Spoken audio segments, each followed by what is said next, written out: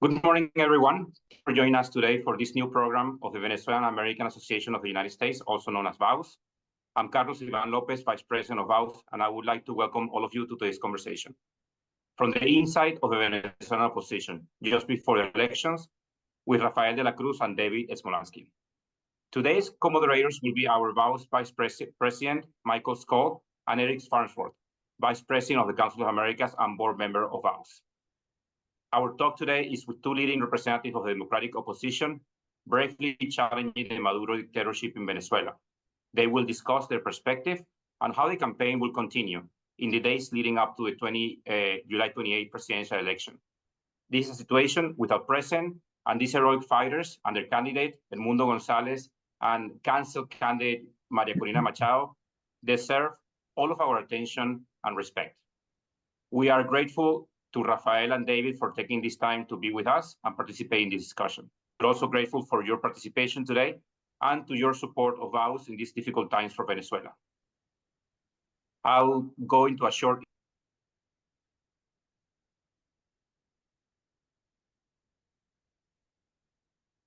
intro about our invitees today, Venezuelan opposition leader Maria Corina. Previous roles included General Manager for Andean countries at the Inter-American Development Bank, IDB, and lead economist at both the World Bank and the IDB. Rafael is a member of the expert network of the World Economic Forum and has authored numerous publications of economic, fiscal, and social policy, development economics, fiscal federalism, decentralization, urban economics, transparency, anti-corruption, governance, and state reform. He holds a PhD in economics from the University of Paris. David Smolansky was the mayor of Latillo municipality in Caracas from 2013 to 2017.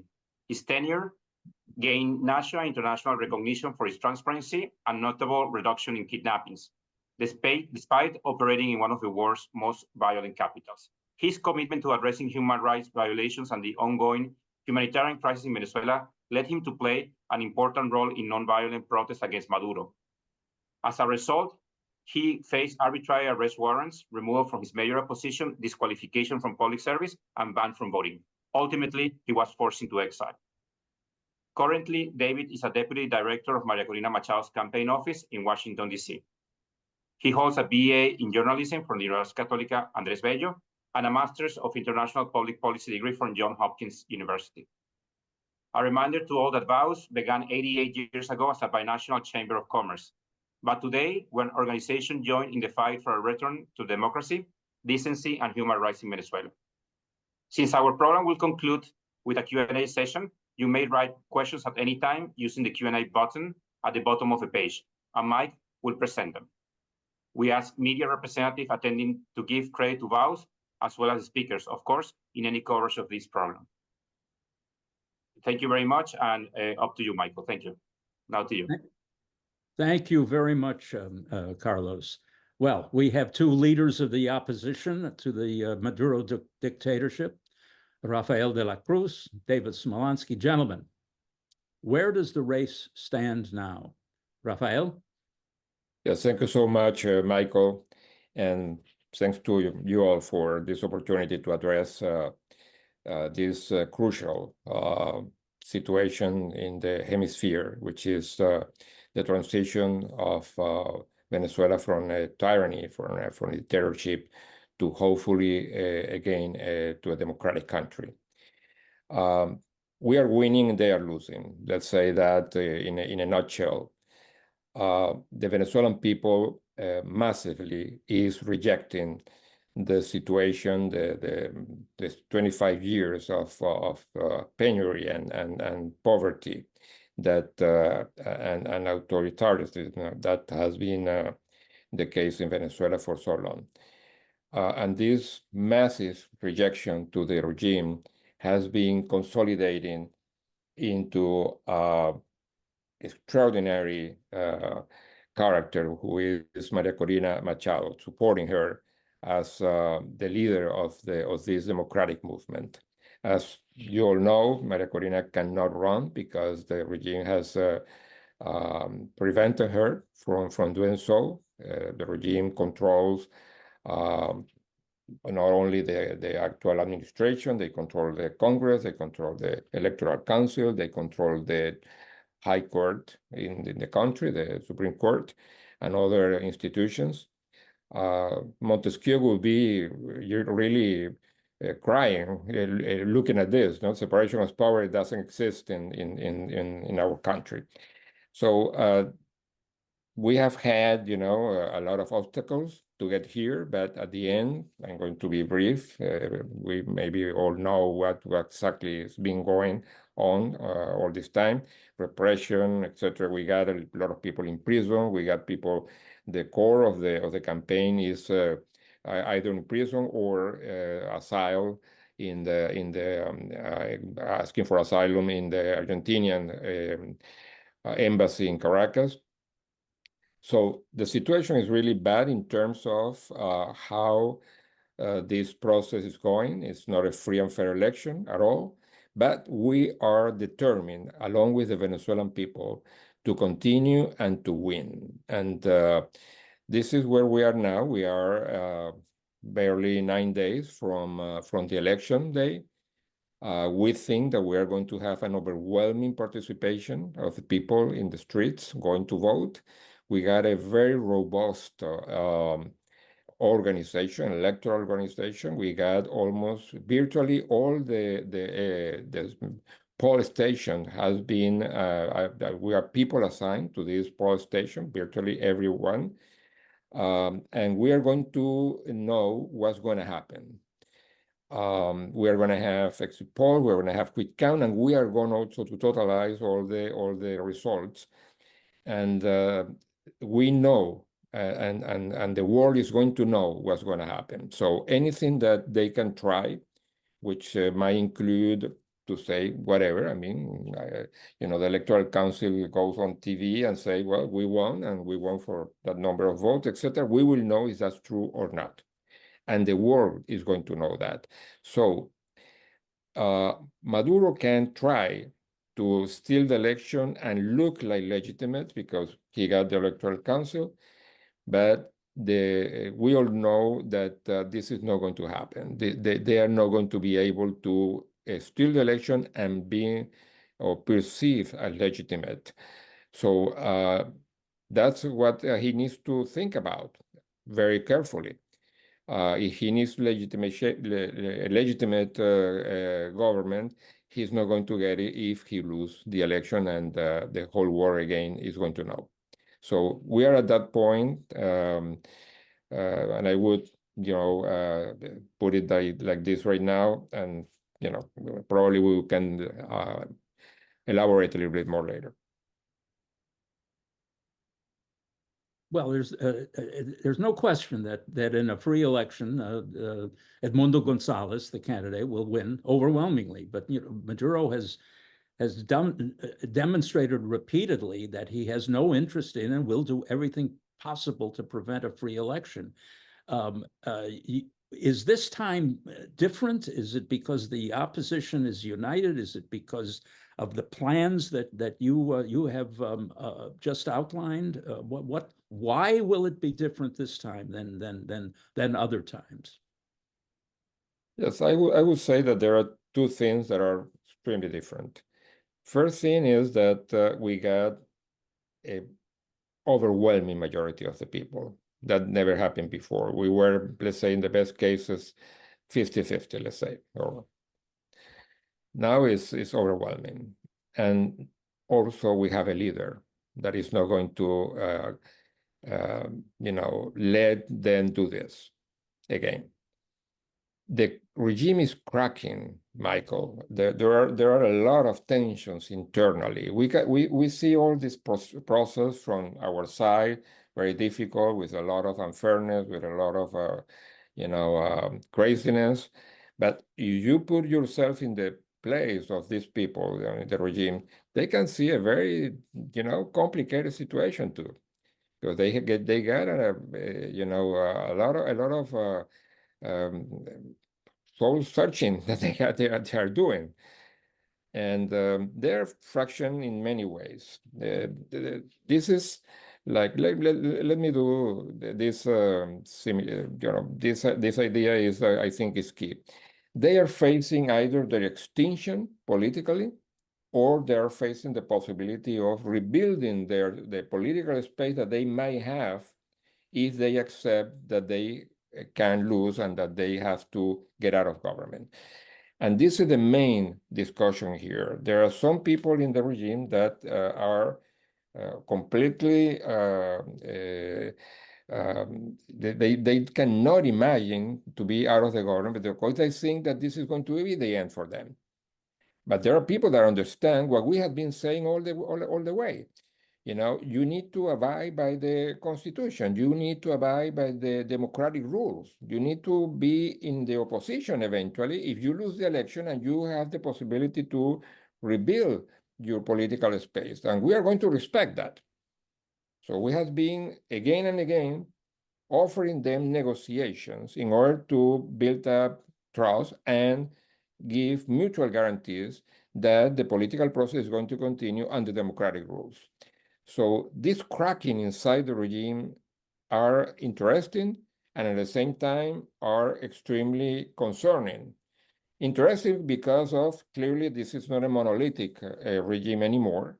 So there is a space eventually to start negotiations, but also concerning because if they don't start negotiations with us, let's say that in a corporate way, you know, they as a regime, they might have the incentive to start negotiating case by case. That might be extremely messy. That might not conduct, you know, to a process that is orderly and peaceful. That's what we want to do. We want an orderly and peaceful transition and transmission of power, and that would be easier to do if we can negotiate, you know, with the opposition, with the regime as a whole.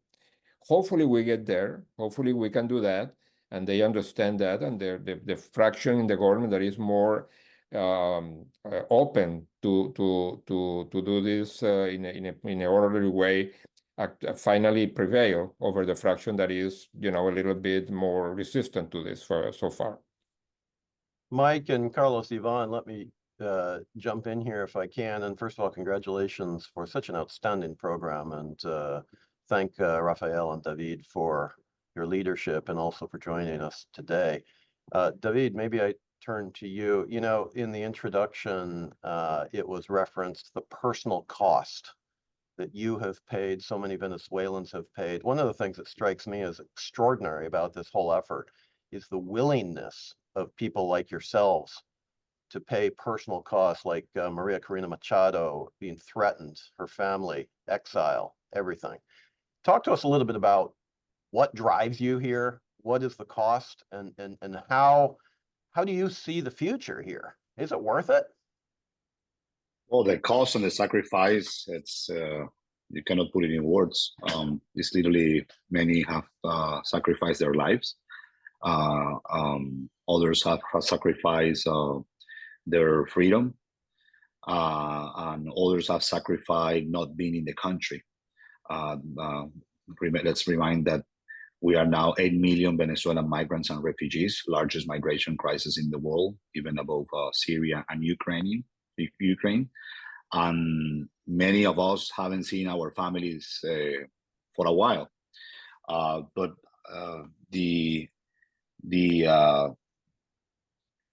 dream that we have of coming back to our country and be part of the rebuilding is what drive so many to keep on this.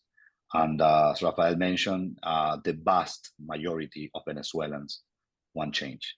I would say 9 out of 10 Venezuelans want to have a country with democracy, with freedom, with rule of law, with stability, with security, and with an open economy, where people through their work and their effort could have access to health, education, a home. We want to live. We are fed up of having to face extraordinary situations literally every single day. You know, that this regime came to power when I was a teenager. I'm fed up, and as me, many others. So I think that what we have achieved in these 15 months, it's very important, because I want to remind what was Venezuela 15 months ago. Only 15 months ago, it was a country hopeless. It was a country with the opposition fragmented, orphan of leadership. Last year was a year where most Venezuelans went through the Darien Gap. More than 350,000 Venezuelans went through the Darien Gap, and most of them came to the U.S. So that's, for me, the main evidence that people didn't see any opportunity of change. And in only 15 months, it has changed completely. We have a legitimate leader, Maria Corina Machado, that was elected in a primary against every odds, with 2.6 million participating in that primary, with the repression apparatus of the regime, the social control. We have been able to build an alliance with Edmundo Gonzalez as the real opposition candidate that today is beating Maduro in every single poll that has been made. We have also created an atmosphere in the international community of trust, that you have even seen governments of Brazil and Colombia saying that we want free and fair elections in Venezuela, and we want that those results be respected. And that's important because many people thought that that could be impossible. We saw yesterday a joint statement, for example, from the governments of Costa Rica, Dominican Republic, Panama, and Ecuador. So, and so people now, compare to 15 months ago, are hopeful. People have been so brave. Maria Corina Machado is literally sacrificing everything that she could to lead this movement. Edmundo Gonzalez, with Courageous, has taken this challenge of being the candidate after Maria Corina was illegally banned, and also Corina Yoris was illegally blocked to be the candidate. And we're in a position that no one saw coming. And I think we are very close to the transition, and we hope the international community will be with us on that transition and will protect many Venezuelans that want change. Maybe I stick with David for just a second, Mike, if I can, because he mentioned the migration crisis, which is absolutely right. You know, we hear reports here in Washington anyway, that depending on the outcome of the elections, there could be a massive new crisis of migration. And when I say outcome, I mean Maduro stealing the elections, et cetera, and the lack of hope. So I wonder, David, you've done so much good work on this particular aspect of the crisis. Do you see a new migration crisis, or a renewed or amplified crisis, if Maduro acts in that way? Unfortunately, yes. If Maduro prevails, which the only way that he has is, doing a mega fraud on July 28th and then using the force to keep power, we will see a new wave of migrants. I would forecast is that if we had that scenario, that we might see between 1 and 2 million Venezuelans at least fleeing the country. So we will be 10 million Venezuelans overseas, and we don't want that.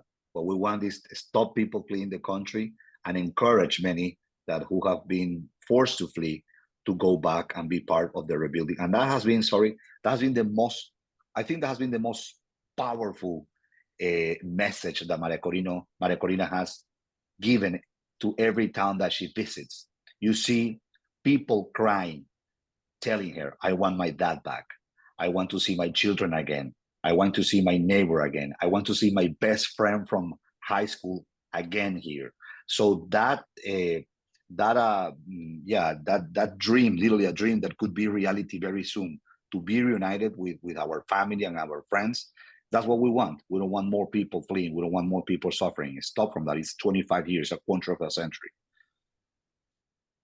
Rafael, you talked about the possibility, the need for negotiations between the opposition and the Maduro regime.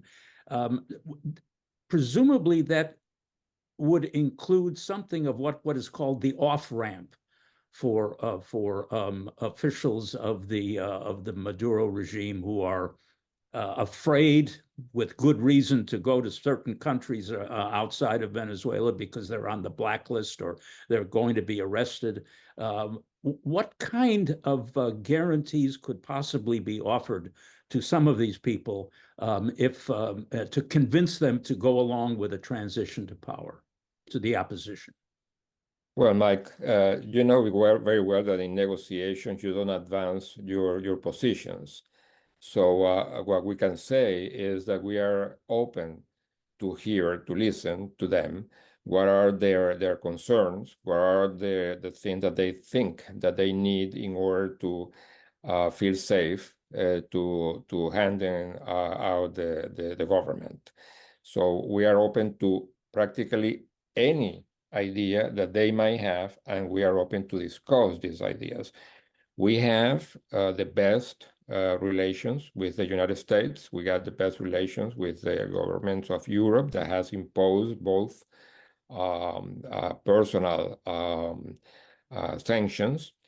And we would very willingly work with these governments in order to resolve this type of problem. This is a very basic thing that that can be said. The other thing that can be said actually is that we are not only willing but interested in the fact that the political movement that represents the Chavismo survive in the country. This is a political fraction of our citizens that deserve respect politically and deserve to go, under their democratic rules to find their votes and to become, a part of the Congress, a new Congress, and legitimize Congress.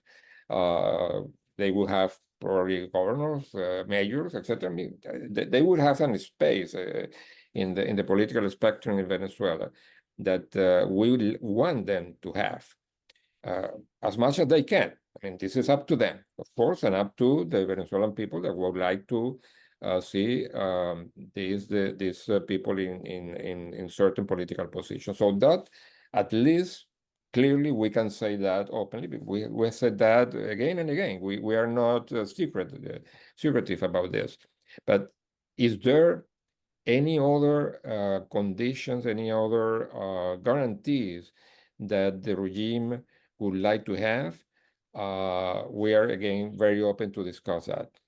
So the thing that is important is to have a peaceful and orderly transition of government. We are very serious about this. We are very responsible, and we are doing that doing this in a way that Venezuela becomes again, part of the democratic framework of the hemisphere and a trusted partner of all the countries in the world. You presumably include the Venezuelan armed forces as part of the governmental apparatus, which you would want to deal with you, to negotiate with you, to defend the Constitution. Anything you can say about that? Absolutely, yes. I can say this, that there are military that has approached us, and they have been asking what's going to happen. And what we say is very clear. You have to simply abide by the Constitution, to respect, the will of the people in the election day, and accomplish, the functions of the military in that day and the day after.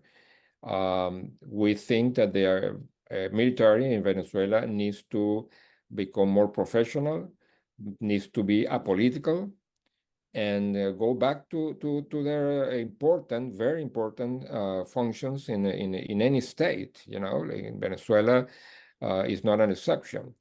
So we would like to have a military that is respected and loved by the Venezuelans because of what they do. So what we are telling them is, in terms of the election day and the days after, we are telling them simply, don't do anything.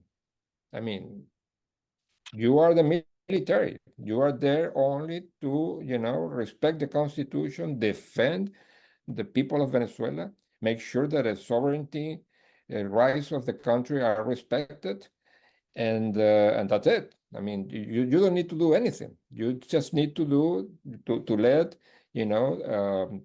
the people of Venezuela to decide what's going to be the next government. So for them, same than for the top and the rest of the Chavista regime, if there are concerns on some of the top military that has exactly also problems with sanctions, etc., we would treat that exactly the same way that for their civil counterparts. Let me stick with the military question for either of the speakers because it is fundamental. It's critical. And I think it will in some way, you know, certainly contribute to, if not determine, what happens the day after. You talked, Rafael, about neutrality of the military. I think that's absolutely right. But there are other people with guns in Venezuela, including police forces, colectivos, etc. And, you know, they have various loyalties to various players. Is there a scenario that one can contemplate that is, you know, likely that, for example, if maybe the military stays neutral or relatively neutral, nonetheless, the colectivos come and try to suppress protests, etc. Does the military then remain neutral, or do they then, you know, because then you can get into street battles and things like that. I know nobody's proposing or wanting that. I'm just trying to play this out and see where this takes us in the scenario that you're presenting, and how do you maintain, to the extent possible, the space for peaceful protest to the extent Maduro does what we all anticipate he may try to do anyway, which is steal the election. Yeah. Well, look, there are many scenarios, of course, and the scenario of trying to create violence in an artificial way is there too. In that case, you know very well, the Guardia Nacional, the National Guard of Venezuela, has been acted normally also for safeguarding the you know, the urban order. I mean, in that case, they have, of course, a duty to maintain order. That's for sure. But this is part of the military functions, particularly for the National Guard, which is something that is not very usual. It looks more like Carabineros of Chile or the Guardia Civil in Spain, for example. This type of corps. So yes, eventually, if there is a problem with public order, the military, particularly the National Guard, has a function to accomplish that. That's for sure. But what we are expecting, again, is go through negotiations instead of, you know, simply trying to see what's going to happen. So we insist on the fact that there is a peaceful way to resolve this. We understand the concerns of the regime and also of some military commanders. And again, we are willing and interested in doing this in a way that everybody can feel safe and that we can have, again, an orderly and peaceful transition of power. I wouldn't necessarily ask either of you to respond to this, but one could at least assume a scenario whereby various friends, including the United States, but others, are perhaps passing some messages to, you know, leaders of the military, et cetera, in Venezuela, just to say, guys, cool it, you know, don't do anything that you'll regret. Presumably that's happening already. Well, what I can tell you is this. We got a fluid conversation, fluid communication with the United States, with the governments of Europe, with the government of Colombia, with the government of Brazil, and with the government of other Latin American countries that has been, all of them, very helpful in trying to moderate the political discussion in Venezuela. And if in the case of a negotiation, we would very gladly welcome the mediation of some of these countries. You know, at the end of the day, the decisions are going to be made by the regime and by us, by Maria Corina and Edmundo Gonzalez at the end of the day. But the process of negotiation can include and should probably include a moderation that would be very useful to have some of these countries involved with. Let me pursue that just a little bit more. Has, in fact, the Biden administration done everything possible to support you, to support democracy in Venezuela? Should it be doing more? If President Biden were watching this webinar right now, he's not, by the way, but if he were watching this webinar, Don't be surprised, he may be. if he were watching this webinar, what would you say to him? David, Rafael? Yes, I think the U.S. could have a foreign policy victory with Venezuela.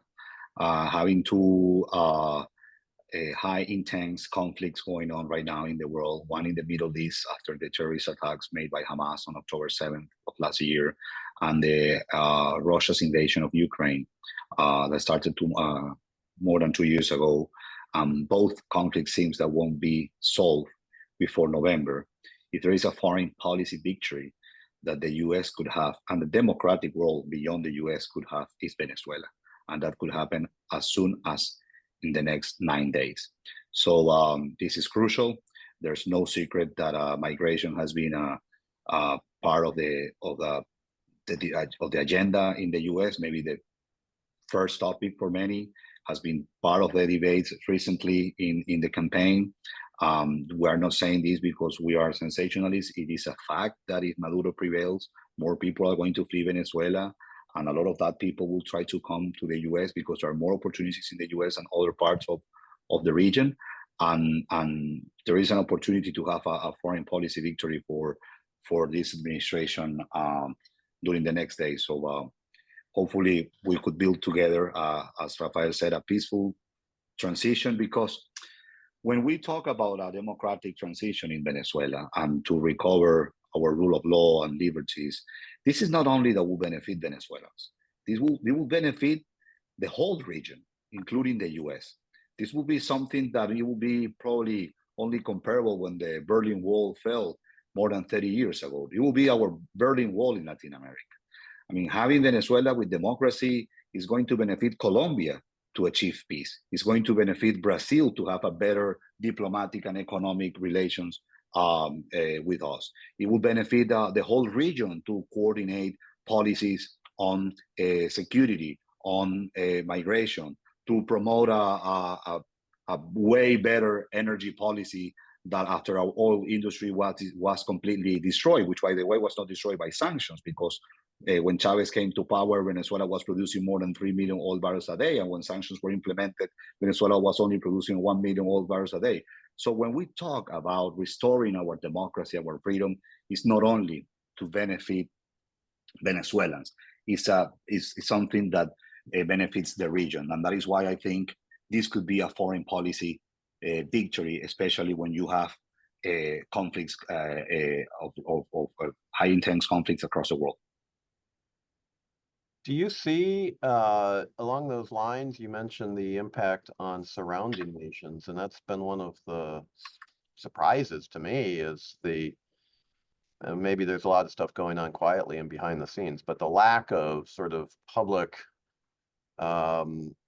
commentary by other countries in the region, other leaders who are directly impacted by this crisis, from migration or security in terms of Chile, et cetera.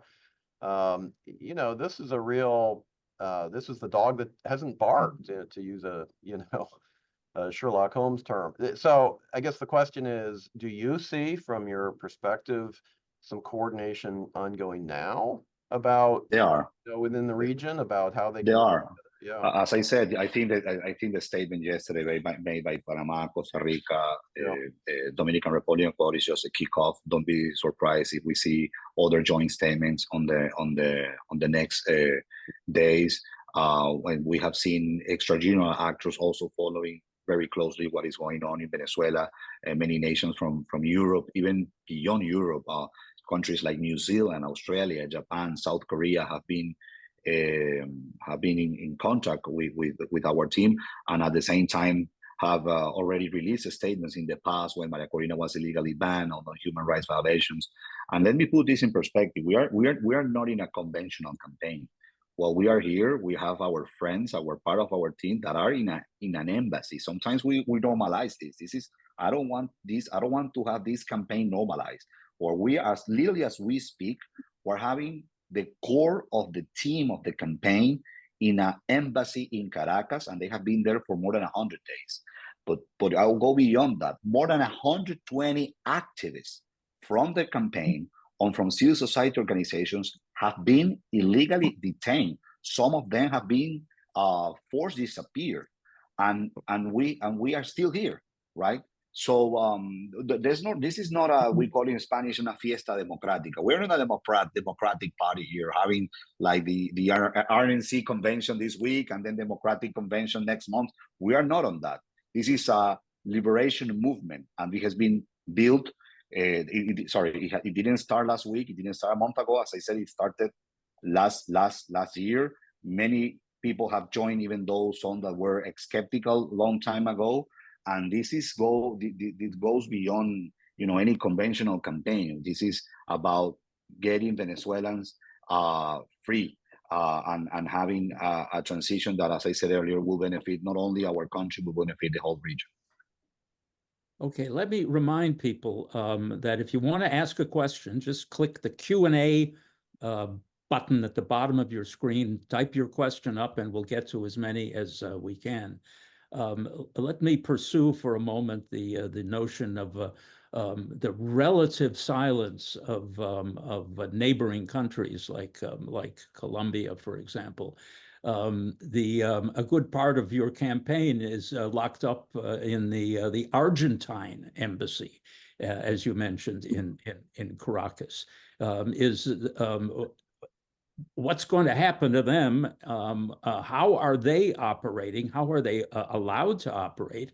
And does this all mean that President Milei of Argentina has become the hero of democracy in South America? He's certainly done and said more in favor of democracy in Venezuela than Petro and the rest. How do you deal with and how do you think about this situation? Well, we certainly are extremely grateful to the government of Argentina and President Milei for safeguarding our people in Caracas in their embassy, and no doubt that's been a extremely important political protection that we are enjoying. But I wouldn't say that means that other countries that are probably more mute are not doing their job too. So diplomacy, you know very well, Mike, has its way to do things, you know, that are not really in public. So we are also, like we are grateful to the Argentinian government, we are also grateful to the Colombian and the Brazilian government and other governments in the region that have been trying in a more discreet way, probably, to help also, to convey to the regime the benefit of thinking of that alternative government has is the good things. You know? It's not a bad idea. So and at the end, as I said before, we would expect some of these governments probably to mediate in the final negotiations that are going to lead to a transition of government. So again, you know, we all would like to see more open statements, etc., from the U.S. government, from Europe, from here, from there. There are many reasons why that doesn't happen. It's not happening. But what we can also see is that in key moments, in very key moments, the intervention, the support for democracy, not for us, but for democracy of these countries is going to be key, as it's been already in the past. Okay, let's turn to questions right now. We again press the Q&A button, and we'll get to as many as we can. Here's one from Patrick Duddy, an old colleague, ambassador. Is there anything more that the opposition hopes to see from the international community before the election? Thank you, Ambassador. Oh, go ahead, Rafael. Sorry. David? Go, David. Okay. No, thank you, Ambassador Dory, always being on the loop on things of Venezuela, obviously. Yes, we hope As I said, there was a joint statement yesterday by the 4 countries that I have already mentioned twice. We might have more joint statements coming from countries in the region during the next days. We saw, by the way, a very important statement a few weeks ago from the G7, something huge, that on the statement on the G7, a part was on Venezuela. So we're expecting more statements and pronunciations from different governments in the region and beyond the region during the next week before July 28th. As I said, this is something that Venezuelans are leading and we're going to solve, but we need the international community with us. It was interesting, Mike, just to jump in here and along the lines of what David was saying.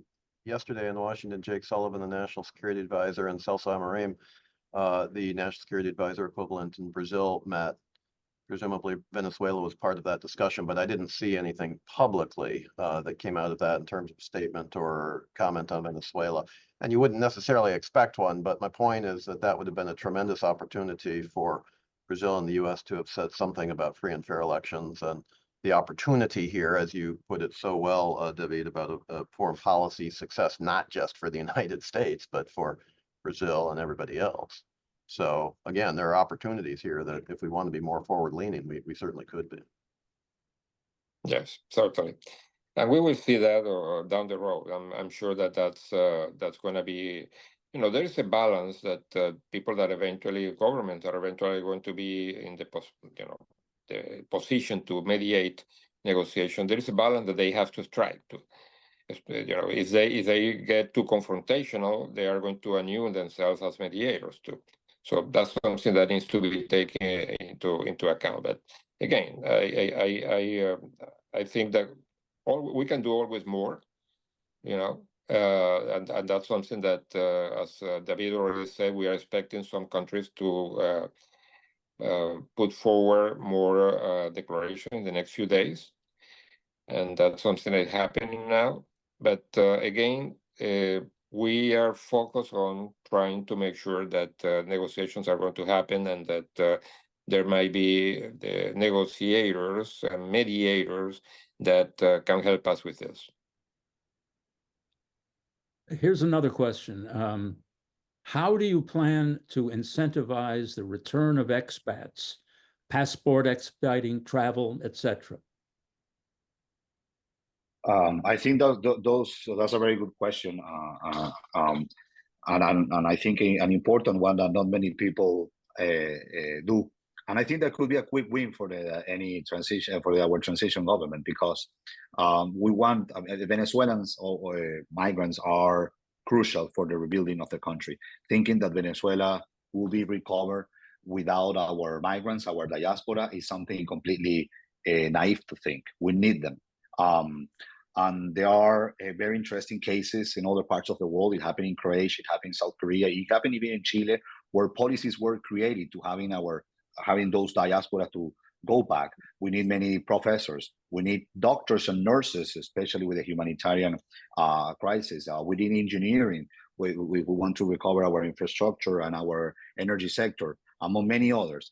But one of the quick win that the transition government could have is that give a passport to every Venezuelan who is overseas, which is a nightmare. It's impossible, almost impossible for Venezuelans overseas to renew or get a new passport. And let me remind that the right to identity is a human right that has been abused to many. And also reinstate our civil and political rights, because 5 out of the 8 million Venezuelans, migrants and refugees, are 18 years old or older. That means that we could vote on this election, and the regime banned us for doing it. I saw the elections in Dominican Republic. Dominicans in New York were to vote. I saw the presidential elections in Mexico. Mexicans in California and Arizona went to vote. It will happen the same with Uruguay, even though it has a small diaspora. In our case, we have been banned to vote on July 28th. But not having the opportunity to vote doesn't mean that we will not have a voice that day, and we will supporting our people there. But definitely one of the things that is thought is to guarantee the right to identity and provide passport to many Venezuelans. That will make things easier for the return. Okay, Let me just add Go ahead, please. something about the return, if I may. In the medium long term, what we are doing here is not only defeating a dictatorship and reestablishing democracy. What we are doing is also restoring the economic and social health of a country. The program that we have, the government plan that we have, includes a series of policies that are intended to get Venezuela back to the international community, to the financial international community. We got our we broke with the International Monetary Fund, with the World Bank, with the Inter-American Development Bank. We don't have the possibility to go into the bond markets because the regime simply default on all this debt, and so we need that. The regime a year ago, or more than a year ago, they started an actual structural adjustment of the economy without international credit, which is suicidal. But it was that or hyperinflation. So what we are going to do is to make sure that the macroeconomic is going to be well managed, that the property rights are going to be respected, that people that want to invest in Venezuela, either nationals or international investors, feel that they have a future in the country. Hardworking people, that wants to really make a life for themselves, for their families, for the nation. So we are expecting a rebound of Venezuela, a very, very fast rebound and sustain over time. That is going to mean prosperity for the country and opportunities for the people. So once you get this type of deep change, not only political but also economical, and the social expectations, many people are going to be, many Venezuelans abroad are going to be tempted to go back to the country, or at least some of them that has already roots in other countries, which is also normal, that happens.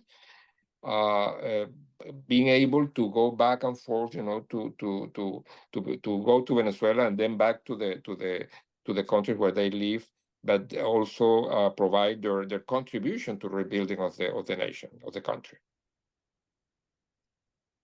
Here's one question that's been partially answered. Let me do it again from an anonymous attendee. RE contacts negotiations with the military. What about those accused of gross corruption, including drug trafficking? Will they be allowed to enjoy their illegitimate wealth? Well, this is a very tough subject, no doubt, because there are moral and ethic implications to this. But in many countries, that has gone through situations similar to Venezuela, the transitional justice has been a response to that. Transitional justice include acceptance of the crime, what they did. That includes also restitution to the victims in several ways, and that includes also being more lenient in terms of the actual judgment of the people that has committed crimes. We don't know what's going to happen exactly, but again, that is going to be related to negotiations at the end of the day.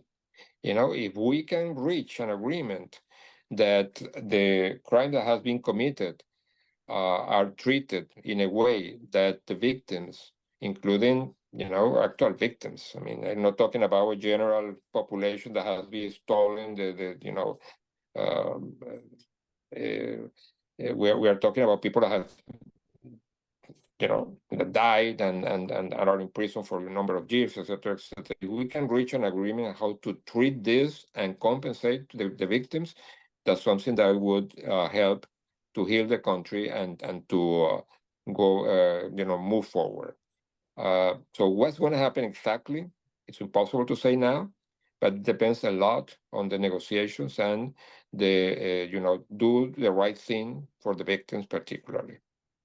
I recall a phrase that I used to hear all the time when we were in Caracas, es muy complicado.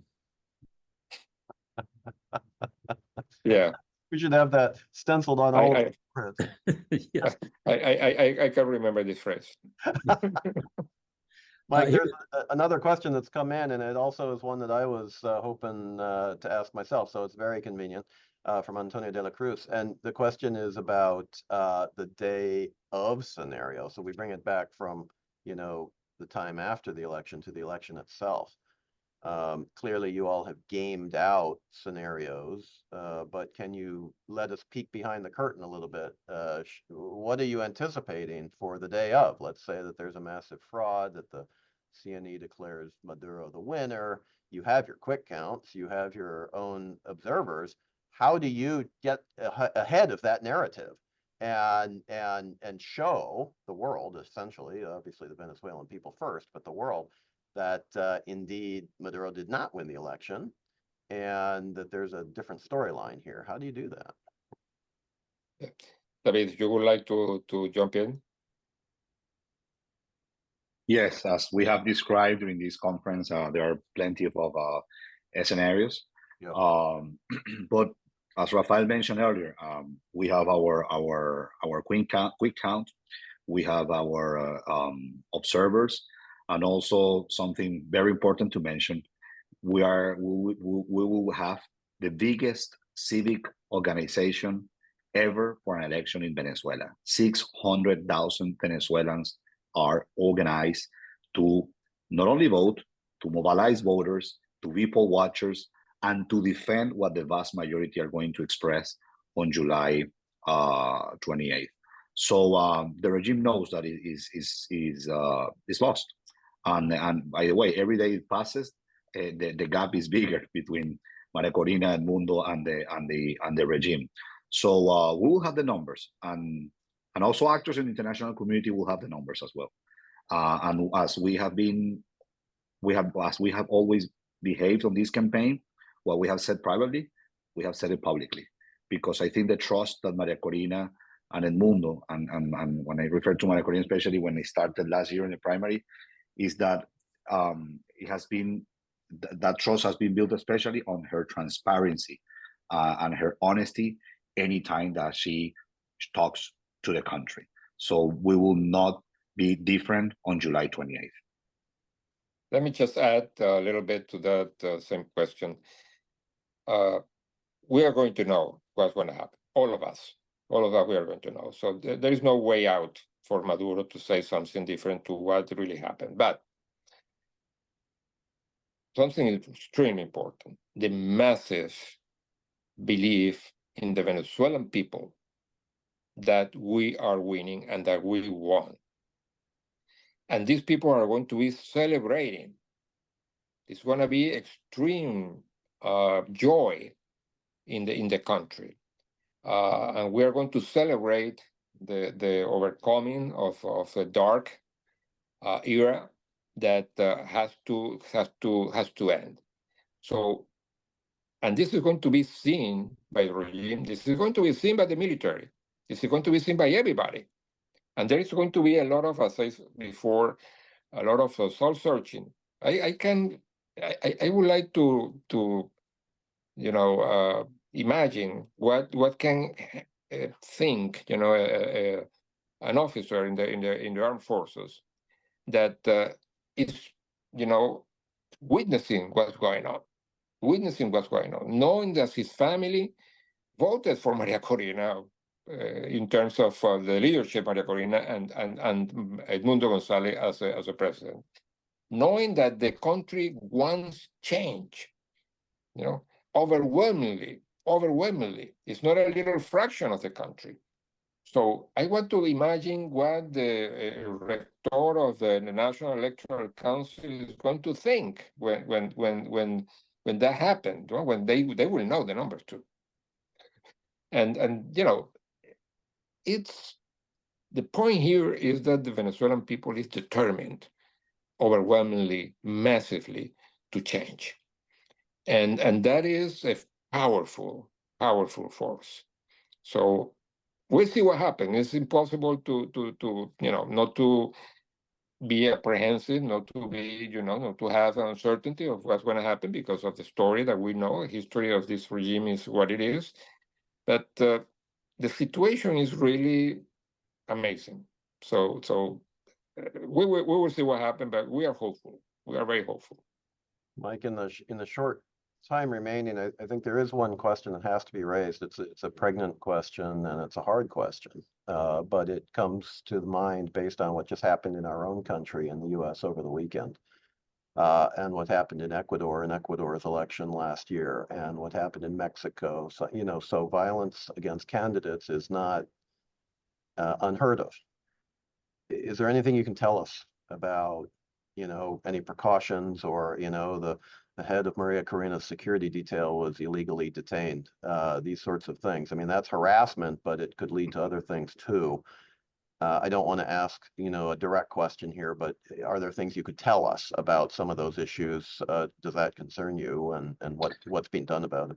Well, 24 hours ago, Maria Corina Machado's car, where she's that she uses to rally the country, was completely vandalized. The brakes were cut off, and you know, that is an assassination attempt, you could say. I said earlier that more than 120 activists and members of the campaign or civil society organization activists have been illegally detained. Again, this is not a conventional campaign. Maria Corina Machado is banned to take a plane. So when she goes to Mérida, southwest Venezuela, and people see on the social media, oh, what a great rally Maria Corina is doing and everything. Yes, but let's remind that she took 14 hours driving from Caracas to get to Mérida, and then 14 hours back driving to get to Mérida. But also let me add that every place that she goes to have an arepa, to have an empanada, to have a cachapa, or even a place where she goes to sleep, those places have been shut down. And that's what Rafael said earlier. I mean, we need to recover our economy, because this regime, of course, doesn't believe on the private property, even from the most vulnerable people that have a small restaurant that sells arepas. They shut down that. Of course, her life is in risk. And we have said it. And we have said it to governments in the international community. Her life is in risk. Her liberty is in risk. Her chief of security was illegally detained, almost kidnapped, and last night was released. So of course we are concerned that more things could happen to her and the team. But you know, I mean, she's fantastic, and she's so brave, and she's been so courageous. And we will get to July 28th, and we will win, and we will start a transition. Well, just to say is very briefly, I don't want even to think. I don't want to think what would be the reaction of the Venezuelan people if something happened to Maria Corina. I don't want to even think about that. So I think that the most important protection for Maria Corina is actually the Venezuelan people. Wonderful, both of you. Thank you so very much. You should know that Vaus, Eric, and Carlos, and I, and all of us support what you're doing. We hope it turns out for the very best. Let me quote from an anonymous attendee who just wrote a question. God Almighty can break this curse that has been over Venezuela and its people. Whatever happens, we hope for the best for you. Thank you for joining us, and I pass this now to Carlos. Thanks, Mike. Thank you so much. Indeed, David, Rafael, thank you so much for participating today in our webinar. And as a Venezuelan, I want to thank you personally for all the sacrifice that you're making for the return of democracy to our country. Of course, thanks to Mike and Eric for moderating today. we certainly hope for free, fair elections in which the results are recognized in the country, so we can finally see democracy in Venezuela. Thanks also to our hardworking association team for making this event possible, Linda Calvet, Lori Dominguez, and Sebastian Lopez. Finally, we would like to invite everybody here to our next webinar, which we expect to have shortly after July 28th elections. Our next invitee will be Michael Stott.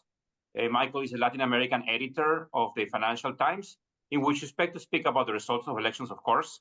I guess if we have them by that time, which we hope to have them by that time, it will be very likely the 1st of August, and the economic implications and other implications of the results to Venezuela and with interest to Venezuela. If you're interested in joining the Venezuelan American Association, please contact our team via today's invitation. There's always a link there to contact us. I mean, we certainly need the support to continue VAUS working. Your donations to the organization are welcome. Memberships are also available to anybody who wants to be part of VAUS. As I mentioned, we've been around for 88 years. And in the last years, we've been very focused on moderating this type of events for the return of democracy to Venezuela. Thank you all for participating today. Again, thank David, Rafael, Eric, Michael, and the team. Thank you. Bye-bye. Thank you so much for inviting us. Thank you. It's been an honor. Thank you. Gracias.